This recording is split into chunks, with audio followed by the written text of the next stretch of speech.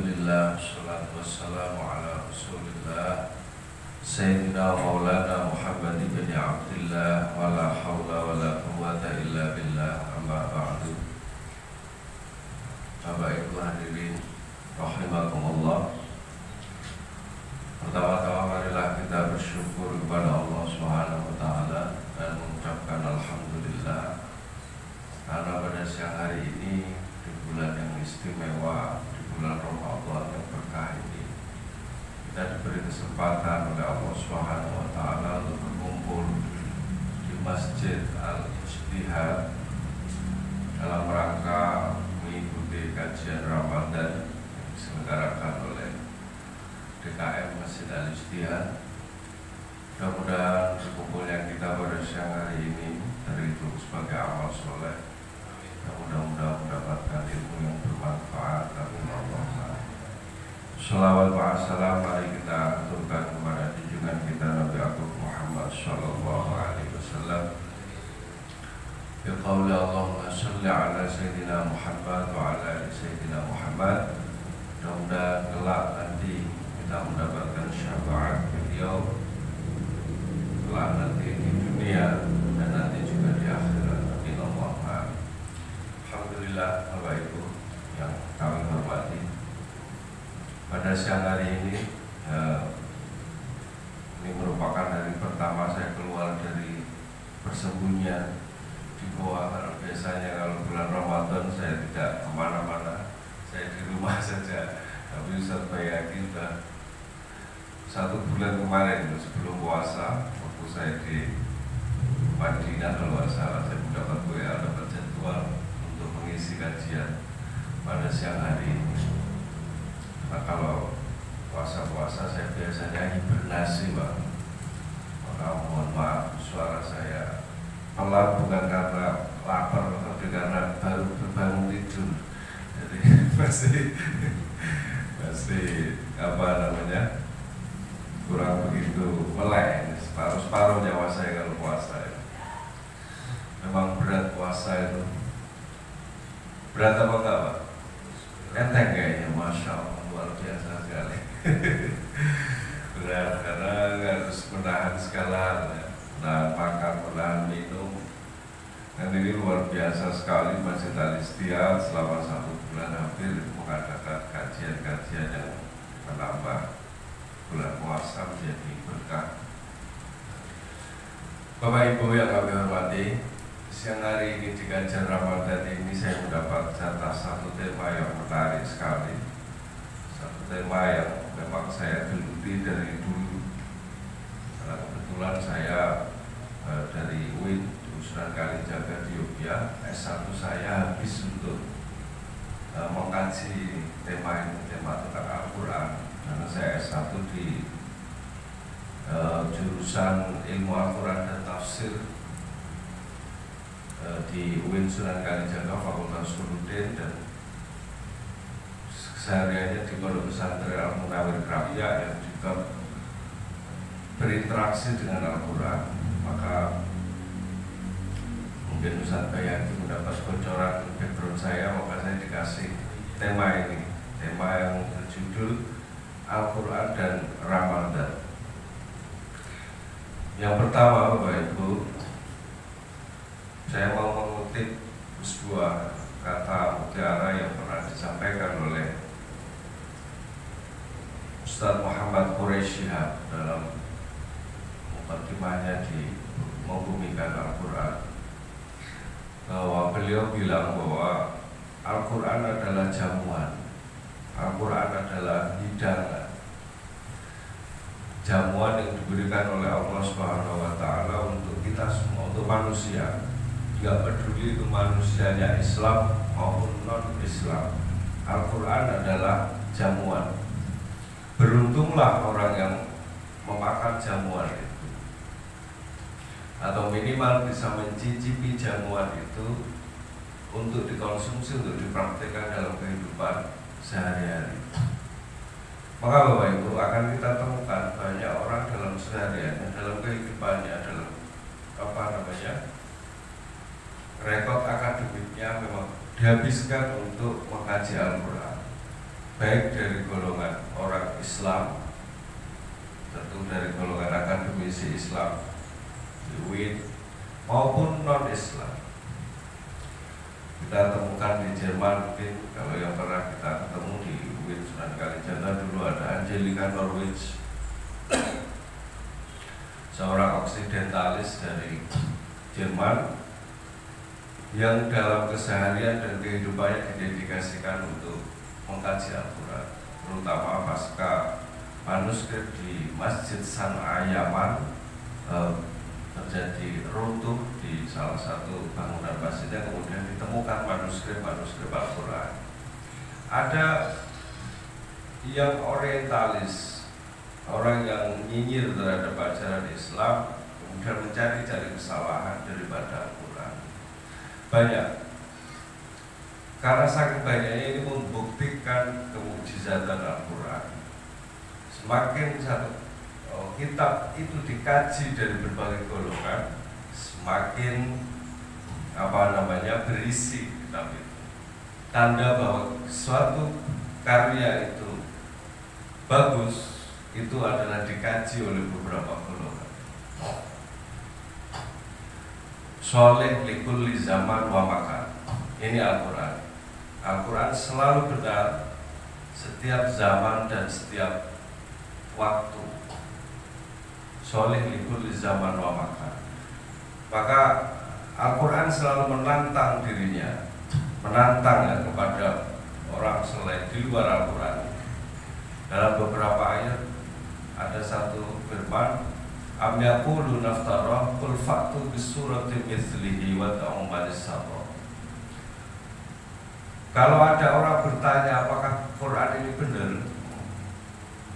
maka silakan kalian yang mau mempertanyakan kebenaran Al-Quran, keabsahan Al-Quran, silakan membuat satu surat saja yang sama atau mirip dengan Al-Quran.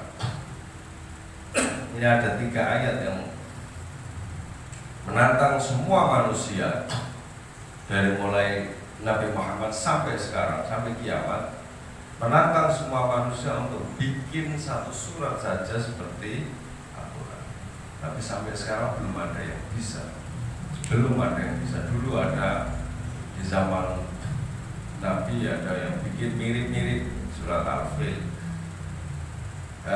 mirip Al-Qari'ah, Al-Fil, wa ma adraka mal fil, dulu ada. Tapi secara redaksional dia masih tiru dengan ayat-ayat Al-Quran. Nah, ini tantangan Al-Quran kepada semua umat manusia, semua golongan untuk menandingi bikin seperti Al-Quran. Tapi sampai sekarang memang belum bisa. Baik, yang pertama Bapak Ibu, kita berbicara tentang sejarah Al-Quran. Kita tahu semua bahwa Al-Quran turun pertama kali, kita percaya, di bulan Ramadan. Syahrul Ramadan alladzi unzila fihi al-Qur'an hudal lin-nas wa bayyinatun minal huda wal furqan. Informasi ini kita dapat dari Al-Quran. Bahwa Al-Quran turun di bulan Ramadan. Syahrul Ramadan alladzi unzila fihi al-Qur'an, bahwa bulan Ramadan adalah bulan turunnya Al-Quran. Ini pertama kita kantongi di sini, sejarah turunnya Al-Quran. Jadi suatu ketika sebelum turun Al-Quran tentu ada latar belakang yang melatar belakangi kenapa harus ada Al-Quran. Karena Al-Quran adalah mukjizat Nabi yang lain daripada yang lain.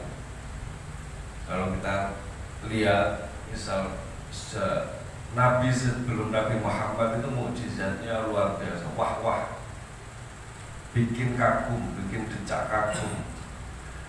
Misal Nabi Musa, seorang manusia bisa membelah lautan, ini bikin kagum, heroik. Nabi Ibrahim dibakar tidak mempan, heroik. Nabi Isa bisa menyembuhkan orang sakit atau orang yang mati bisa dihidupkan lagi oleh Nabi Isa. Tapi tidak dengan Nabi Muhammad. Beliau diberi mukjizat berupa Al-Quran. Tentu ada latar belakang. Kita mundur sebelum Nabi dapat ayat pertama Iqra di Gua Hira. Kenapa harus Al-Quran? Yang pertama Bapak Ibu, di Jazirah Arab, khususnya di Makkah, Madinah waktu itu, sesuatu yang bikin seseorang wah itu adalah yang pertama hafalan dan sastra. Sastra ini mendominasi, bahwa peradaban di Jazirah Arab itu dibangun dengan sastra. Kita akan temukan ada pasar ukas, kayak pasar Kemis kalau misal itu tempat berkumpulnya 1 bulan sekali dari kafilah-kafilah Jazirah Arab untuk merayakan sastra. Di situ kompetisi sastra, baca puisi lah kalau di sini, baca puisi, baca prosa, baca novel di pasar ukas. Luar biasa perkembangan sastra di Jazirah, di Mekah, Madinah terutama, itu luar biasa sekali. Mereka suka bersilat lidah, sastranya bagus, setiap omongannya adalah sastra. Maka akan kita temukan nanti ada namanya Ka'ab bin Zuhair, orang dengan sastra tinggi, dengan memakai sastra tinggi, dia mengolok-olok Nabi. Ka'ab bin Zuhair tiap hari dia mengolok-olok Nabi di pasar ukas. Ini orang gila, ya asatirul awalin, orang gila yang mulai beli Nabi, orang gila ini Ka'ab bin Zuhair. Tapi satu waktu Ka'ab Zuhair ini mendapat hidayah oleh Allah, dia bikin sastra lagi berisi puji-pujian tentang Nabi. Ini nanti akan setelah Nabi mendengar puji-pujian yang disenandungkan oleh Ka'ab bin Zuhair, dikasih hadiah namanya burda, kasih selimut. Maka terus Imam Busiri bikin syair berisi pujian-pujian Nabi, juga dikenal dengan Madah Al-Burda. Ini sastra. Maka Al-Quran ketika turun di Mekah, Madinah konteks itu, dia tidak lepas dari sastra ini juga. Maka di tanggal 17 Ramadan, tepatnya di Gua Hira, ayat pertama turun, Iqra bismi rabbikal ladzi khalaqal insana min 'alaq, 5 ayat di surat Al-Alaq. Ini secara turunnya. Ada ulama berpendapat turunnya Al-Quran di bulan Ramadan di malam Lailatul Qadar itu dari Lauhil Mahfuz ke Baitul Izzah, 1 gelondong. Inna anzalnahu fi Lailatul Qadar, bahwa aku turunkan Al-Quran ini fi Lailatul Qadar, di malam Lailatul Qadar. Lailatul Qadri khairum min alfi syahr. Lailatul Qadar lebih baik, 1 malam lebih baik daripada 1000 bulan. Alfi syahr malaikat waruhu fiyah dan seterusnya. Al-Quran turun dari Baitul Izzah, dari Lauhil Mahfuz ke Baitul Izzah di malam Lailatul Qadar. Ini pendapat. Ada yang bilang dari Baitul Izzah ke Nabi pertama di surat Al-Iqra itu malam Lailatul Qadar. Ada 2 pendapat, tapi kita nggak usah perdebatan pendapat ini itu. Yang jelas Quran sepakat turun di malam Lailatul Qadar. Dari Lauhil Mahfuz Baitul Izzah 1 gelondong, 30 juz. Kemudian diturunkan kepada Nabi Muhammad berangsur-angsur sesuai dengan peristiwa yang dialami oleh Nabi selama 23 tahun, kurang lebih 23 sampai 25 tahun. Karena Nabi mendapat wahyu pertama di umur 40. Nah ini siap-siap Bapak-bapak, ini yang umurnya 40 harus siap-siap, karena kehidupan dimulai umur 40. Nah ini juga dimulai Nabi. Nabi mendapat wahyu pertama ya di umur 40. Khadijah dinikah oleh Nabi yang waktu itu umur 25 juga di usia 40. Jadi kalau udah 40 nggak boleh nakal. Nakalnya dikit-dikit dikit-dikit boleh, tetapi dikit-dikit. Kalau masih 30, 35 kayak saya boleh, nakalnya banyak boleh. Tapi udah 40 ke atas, kalau udah nakal terus gitu. Itu bisa jadi penanda biasanya gitu. Hidup dimulai dari umur 40. Ini Nabi juga di umur 40 mendapat wahyu pertama berupa Iqra, Al-Quran, surat Al-Alaq. Kemudian Al-Quran diturunkan berangsur-angsur sesuai dengan peristiwa. Ini Allah tahu konteks manusia. Manusia itu kalau nggak ada pengingat-ingat itu udah lupa. Oh, tanggal 2 Desember ada peristiwa besar 212. Sampai besok orang pasti ingat 212 karena pernah terjadi peristiwa besar di Jakarta. Tanggal 12 September atau 11 September ada peristiwa besar WTC bom. Ada pengingat manusia juga. Ini juga dipraktekkan Allah kepada Nabi Muhammad. Ketika mendapat wahyu sedikit sesuai dengan peristiwa yang dialami oleh Nabi Muhammad.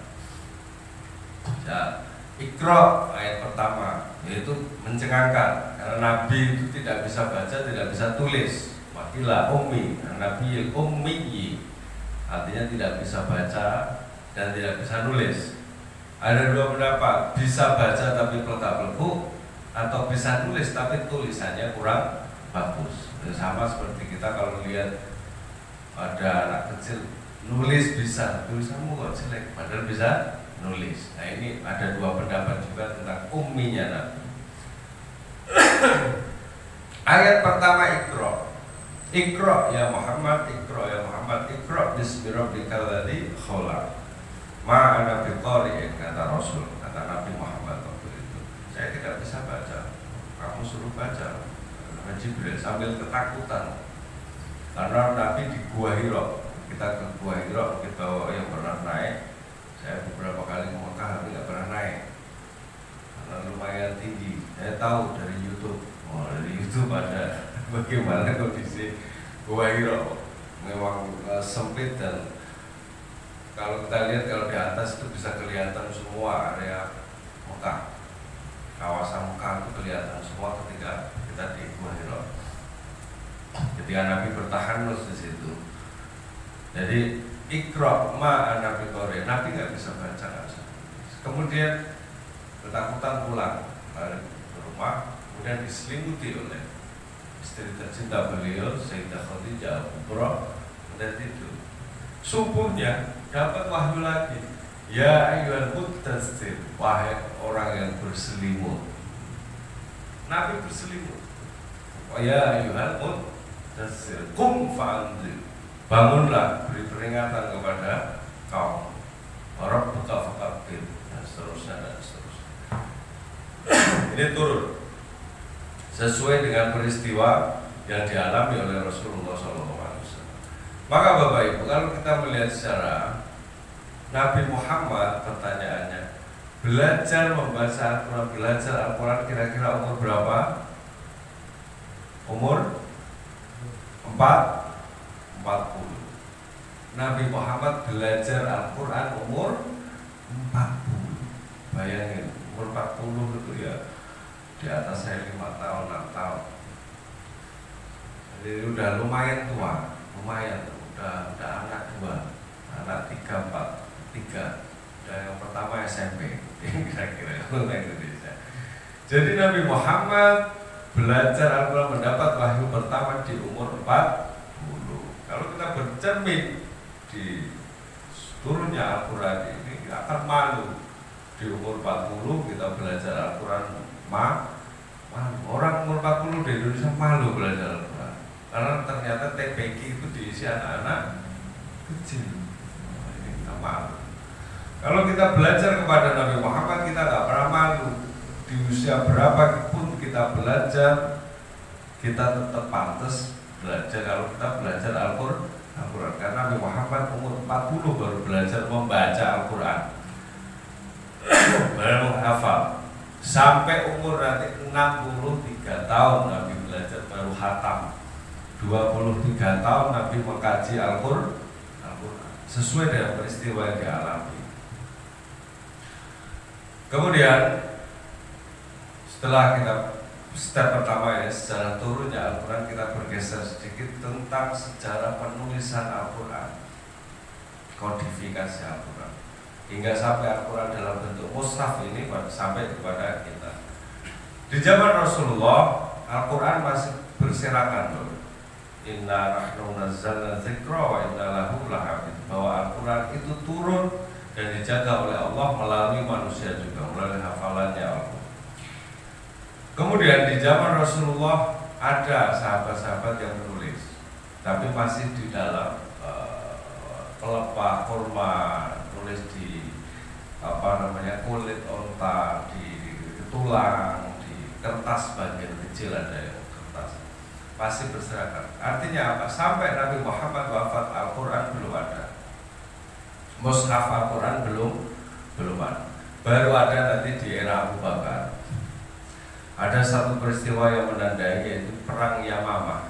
Perang Yamamah itu ketika Abu Bakar perang membasmi kaum murtadin, kaum yang baru murtad, orang-orang Islam yang murtad, tidak mau membayar pajak dan segala macam, tidak membayar zakat, tidak membayar zakat, bahkan benar diperangi dalam perang Yamamah. Wa akhiruhu, korbannya banyak. Dari umat Islam korbannya banyak, hingga sampai 700 penghafal Al-Quran, hafizul Al-Quran juga ikut gugur dalam perang Yamamah.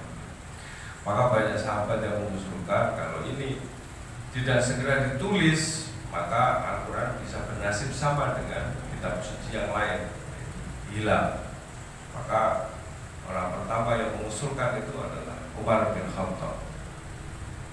Ya Amirul Mukminin, kata Umar bin Khattab kepada Sayyidina Abu Bakar, saya usul bahwa Al-Quran ini harus ditulis, ada penulisan, harus ada pengumpulan. Abu Bakar waktu itu ragu karena ini adalah bid'ah, khawatirnya bid'ah dolalah, sesuatu yang tidak pernah dilakukan oleh Rasulullah. Kerennya Umar bin Khattab, kalau ini dianggap sebagai bid'ah, kalau nanti itu ada siksanya, saya yang akan menanggung siksa daripada penulisan Al-Quran. Benar, Umar bin Khattab berani, maka dia termasuk ulama mujaddid itu, bagian dari mujaddid, pembaharu, orang yang sahabat, salah satu ya sahabat yang mau beristihad, sama seperti Mesir ini.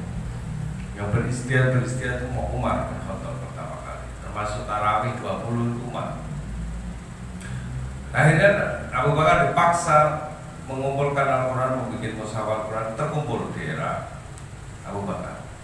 Kemudian di era Utsman bin Affan, penyempurnaan daripada penulisan Al-Quran, ada standarisasi daripada penulisan Al-Quran yang disesuaikan dengan qiraat sab'ah. Maka Al-Quran yang kita pakai sampai sekarang dikenal dengan Rasm Utsmani, karena waktu pengumpulannya di era Utsman bin Affan. Ini secara sedikit tentang Al-Quran. Kemudian Bapak Ibu, kalau kita bicara Al-Quran maka tentu berbicara tentang mukjizat Al-Quran. Kita tahu, sudah biasalah ini, kita nggak usah singgung mukjizat Al-Quran sedikit. Mukjizat Al-Quran antara lain adalah yang paling dahsyat, mungkin Bapak Ibu, Al-Quran adalah satu-satunya kitab yang bisa dihafal dari orang dari usia kecil sampai usia tua. Ini Al-Quran. Walaqad yassarna Al-Qur'ana lidzikri fahal min muddakir. Sungguh Allah akan memudahkan orang-orang yang mau menghafal, orang-orang yang mau mentadabburi Al-Quran, yang mau belajar Al-Quran akan dimudahkan oleh Allah. Ini bukti Al-Quran bahwa mukjizat. Tidak semua buku, tidak semua kitab bisa dihafal. Hanya Al-Quran ini yang bisa dihafal dari anak usia kecil sampai usia yang lanjut. Sekarang kita lihat banyak anak usia 5 tahun, 4 tahun sudah menghafal Quran bisa. Dulu saya punya teman umur 50, hatam umur 60 tahun ada menghafal Al-Quran. khatam umur 60 tahun. Al-Quran bisa dihafal kalau kita di pesantren-pesantren tahfidz. Anak-anak menghafal Al-Quran paling setengah jam satu halaman. Satu halaman setengah jam. Satu halaman setengah jam. Kita nggak mungkin bisa menghafal huruf Inggris lah, bahasa Inggris. Kasih satu lembar hafalin setengah jam. Mungkin hafal untuk pidato, tapi secara pas dengan teksnya susah. Ada beberapa kitab yang bisa dihafal. Maka ciri bahwa kitab atau buku itu keramat, itu cirinya bisa dihafal. Alfiya Ibnu Malik, ada nonton di pesantren aku, Alfiya Ibnu Malik itu keramat karena bisa dihafal. Tapi remaja, anak-anak susah. Nah, ini Al-Quran bisa dihafal mulai dari usia anak-anak sampai usia dewasa. Ini Al-Quran, termasuk mukjizat, sedikit dari mukjizat Al-Quran adalah bisa dihafal oleh semua golongan. Baik Bapak Ibu, kita masuk ke selanjutnya. Kebetulan saya bawa kitab At-Tibyan fi Adabi Hamalatul Quran karya Imam Zakaria Yahya. Karena ini bulan Ramadan, ini mungkin bisa menjadi motivasi bagi kita terkait menyantap jamuan dari Allah yang berupa Al-Quran ini. Karena Al-Quran tadi selain mudah dihafal, yang kedua adalah kitab satu-satunya di dunia yang ketika membaca saja mendapat pahala. Hadis kita nggak mendapat pahala, tapi Al-Quran mendapat pahala. Apalagi kita baca novel Pramudia Anantatur, nggak dapat pahala. Tapi Al-Quran pegang saja mendapat pahala. Nah, ini saya bawa kitab ini, termasuk di sini banyak fadilah-fadilah, fadhailul amal yang bisa kita jadikan sandaran penyemangat bagi kita semua dalam mengisi ibadah puasa kita tahun ini. Mungkin bisa menjadi motivasi bagi kita. Yang pertama, fi atrafi min fadilati tilawatil Quran. Yang pertama, bab pertama adalah yang menerangkan tentang fadilah membaca Al-Quran. Diriwayatkan dari Utsman bin Affan, Ruwaina an Utsman bin Affan, qala Rasulullah sallallahu alaihi wasallam, khairukum man ta'allama Al-Quran wa 'allamahu. Sebaik-baik dari kalian adalah orang-orang yang mau belajar Al-Quran dan mau mengamalkan Al-Quran. Nah, ini ya. Wa an Aisyah radhiyallahu anha qalat qala Rasulullah sallallahu alaihi wasallam, alladzi yaqra'ul Qur'an wa huwa mahirun bihi ma'as safaratil kiramil bararah. Walladzi yaqra'ul Qur'an wa huwa yatata'u fihi wa huwa 'alaihi syaqqun lahu ajran. Alladzi yaqra'ul Qur'an, barang siapa orang yang membaca Al-Qur'an wa huwa mahirun, dalam posisi pandai, dia pandai membaca Al-Qur'annya lancar, bihi ma'as safaratil kiramil bararah, maka orang yang pandai membaca Al-Qur'an dia akan mendapat bonus dari Allah berupa malaikat safaratil kiramil bararah. Ma'as safaratil kiramil bararah. Ma'as safaratil kiramil bararah itu malaikat yang tugasnya ditugasi oleh Allah untuk menemani orang-orang yang mau membaca Al-Quran. Ini jadi penjaga ma'as safaratil kiramil bararah. Setiap kita baca Al-Quran akan ditemani satu malaikat terus. Orang yang rajin membaca Al-Quran nggak perlu cari jimat-jimat macam-macam. Baca Al-Quran udah jadi ditemani malaikat. Ini hadis. Ma'as safaratil kiramil bararah. Saya menerangkan malaikat yang menemani perjalanan, menemani dimanapun ditemani malaikat ketika kita baca Al-Quran. Walladzi yaqra'ul Qur'an wa huwa yatata'u, dan orang yang membaca Al-Quran tapi pelekak-pelekuk itu kurang lancar, ya, kurang lancar. Wa huwa 'alaihi syaqqun lahu ajrun, maka orang yang baca Al-Quran kurang lancar ini akan mendapat dua pahala. Pahala yang pertama pahala membaca Al-Quran. Pahala yang kedua adalah pahala usaha dia dalam membaca Al-Quran. Ini luar biasa sekali. Pandai mendapat pahala ditemenin malaikat safaratil kiramil bararah. Plekak-plekuk, pul, enggak lancar sampai ngeja mungkin. Kaful, masih mendapat pahala 2. Nah ini kita baca ada pahala-pahala, semangat. Kalau dosa-dosa nanti nggak semangat, tidur terus puasa. Kalau kita ada pahala-pahala, semangat, ada pahala, ada bonusnya. Baik, kita lihat ini. Wa an Abdullah bin Mas'ud radhiyallahu anhu qala Rasulullah sallallahu alaihi wasallam, dari Ibnu Mas'ud, Abdullah bin Mas'ud, man qara harfan min kitabillah falahu bihi hasanatun wal hasanatu bi asyri amsalihha. Barang siapa membaca Al-Quran, barang siapa membaca satu huruf min kitabillah daripada Al-Quran, falahu bihi hasanatun, maka akan mendapat satu kebaikan. Wal hasanatu bi asyri amsalihha, dan satu kebaikan itu sama dengan 10 kebaikan. 10 kebaikan. La aqulu alif lam mim harfun walakin alifun harfun wa lamun harfun wa mimun harfun. Cara ngitungnya la aqulu alif lam mim harfun, tidak alif lam mim satu huruf, enggak. Walakin alifun harfun, alif satu huruf, lam satu huruf, mim satu huruf. Ini kalau di luar bulan puasa. Kalau bulan puasa dilipat gandakan menjadi berapa pahalanya itu? 1000 lah ya. Kita kalkulasi aja sama Allah, gak apa-apa. Kira-kira bulan puasa. Tapi kalau 10 kali 1000, 10.000 ya. Jadi siapa yang membaca Al-Quran maka akan membaca satu huruf di dalam Al-Quran, maka akan mendapatkan satu kebaikan. Wal hasanatu, dan satu kebaikan itu kalau dalam Al-Quran itu hitungannya 10 kali lipat, bi asyri amsalihha. Cara ngitungnya la aqulu alif lam mim harfun walakin alifun harfun wa lamun harfun.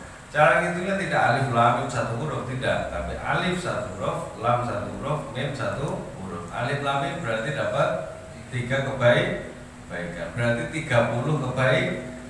Jadi nanti dari sini sampai ke ruangan, pulang ke kantor, alif lam mim 30.000. Itu dari alif lam mim kita mendapat 30. Itu alif lam shad qaf ain sin itu boleh. Bismillahirrahmanirrahim. Ba satu kebaikan, sin mim berapa? Banyak sekali. Bismillahirrahmanirrahim karena bagian daripada Al-Quran. Enak. Toreko Al-Quran, toreko paling enak, pahalanya luar biasa. Kemudian bisa membersihkan hati dan menenangkan.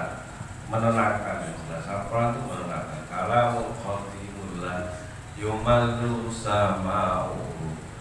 Satu kalam, satu bacaan yang ketika kita mendengar berulang-ulang tidak ada bosannya. Kita mendengar Mahezen dan dulu apa itu yang baru viral, bosan.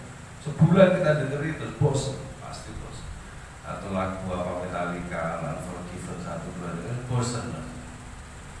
Lagu Queen bosan.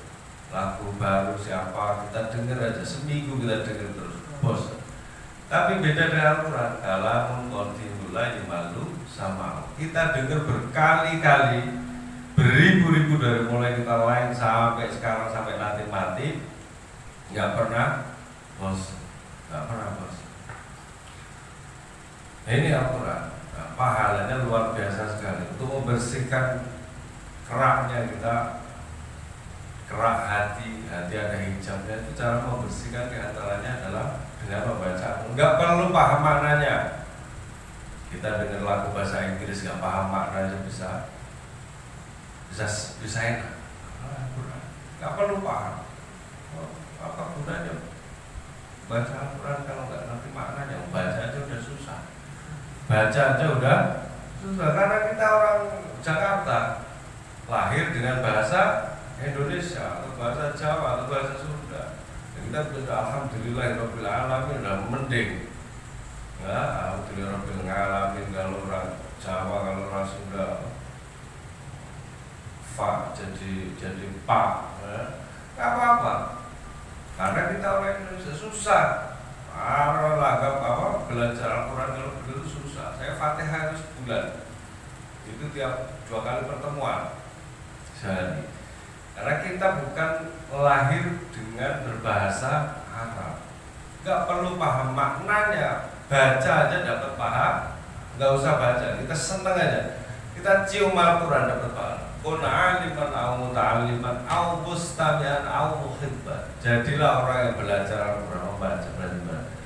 Atau orang yang mengajar. Kalau nggak bisa dua-duanya, orang yang mendengar, mustami'an au muhibban, minimal kita senang dengan orang yang membaca Al-Quran. Terakhir, 3 menit. Man syaghalahul Qur'an wa dzikri am mas'alati ataituhu afdalu ma utissaili.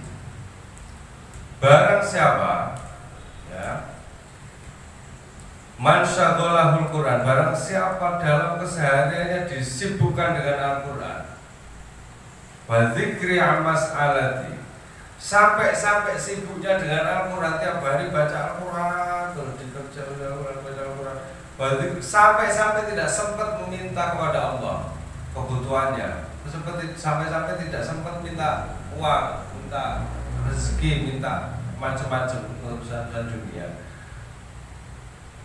Itu afdalu ma utissaili. Sampai kamu sibuk dengan Al-Quran dan tidak sempat meminta, maka Allah akan mencukupi, menjawab semua persoalan-persoalan, menyelesaikan masalah-masalah. Wa fadlu kalamillahi subhanahu wa ta'ala ala sairil kalam ka fadlillahi ta'ala ala khalqi.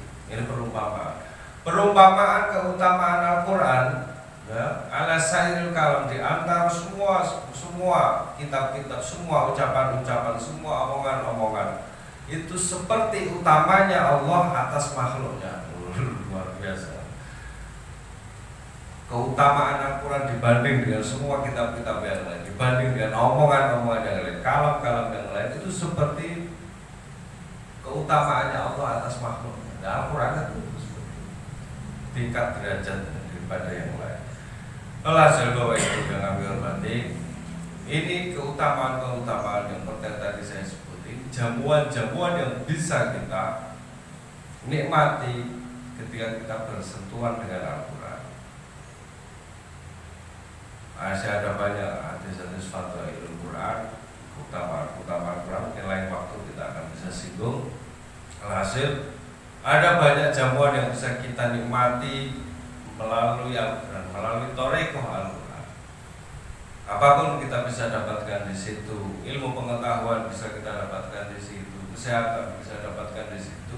Minimal kita dengan membaca Al-Quran itu kita juga akan mendapatkan ketenangan, kenyamanan, dan tentu pahala yang luar biasa yang akan diberikan kepada Allah, kepada kita semua. Maka Bapak Ibu, mari kita sama-sama di bulan Ramadan ini, Syahrul Ramadan, Syahrul Quran, di ulang tahunnya Al-Quran, ini bulannya Al-Quran. Kalau Desember bulannya Gus Dur, kalau Juli bulannya Soekarno, Ramadan itu bulannya Al-Quran. Syahrul Quran, Syahrul Ramadan, Syahrul Quran. Maka ibadah terbaik yang mungkin bisa kita lakukan, yang enteng, mungkin di sela-sela waktu kita yang senggang ini, kita memperbanyak tadarus Al-Quran. Walaupun kita nggak paham, tidak masalah. Yang penting kita bisa terus berinteraksi dengan Al-Quran. Insya Allah kalau kita baca terus-menerus, kita akan diberi pemahaman oleh Allah Subhanahu Wa Taala tentang Al-Quran, yang nantinya akan memberikan hidayah kepada kita, memberikan petunjuk kepada kita, hingga dalam tiap langkah kita akan selalu diarahkan oleh Allah, diselamatkan oleh Allah dari orang-orang yang kurang baik kepada kita fitnah-fitnah dunia maupun fitnah-fitnah akhirat melalui thariq Al-Quran, melalui Al-Quran. Mudah-mudahan kita bagian daripada keluarga Al-Quran yang oleh Allah Ahlul Quran, Ahlullah. Ahlul Quran adalah keluarganya Allah. Keluarga Al-Quran keluarganya Allah. Siapa Ahlul Quran itu? Orang yang tiap harinya didedikasikan untuk Al-Quran, untuk membaca, untuk tadarus, untuk mengajar. Itulah keluarga-keluarganya Al-Quran yang juga keluarganya Allah. Ahlul Quran, Ahlullah wa khassa. Kemudian kita berinteraksi dengan Al-Quran, banyak bertadarus, mudah-mudahan kita semua menjadi keluarganya Al-Quran dan kelak nanti di hari kiamat mendapat syafaat daripada Al-Quran. Fa innahu ya'ti yaumal qiyamati syafi'an li ashabi. Bacalah Al-Quran karena kelak nanti di hari kiamat Al-Quran akan bisa memberi syafaat kepada sahabat-sahabatnya. Sahabatnya siapa? Sahabatnya adalah orang yang mau membaca Al-Quran. Minimal tadi yang terakhir, orang yang cinta dengan Al-Quran. Terima kasih, mudah-mudahan bermanfaat kajian kita pada siang hari ini. InsyaAllah nanti kita akan bertemu lagi di lain kesempatan. Mohon maaf apabila ada kesalahan kata. Walafu minkum wabillahi taufiq wal hidayah. Wassalamualaikum warahmatullahi wabarakatuh.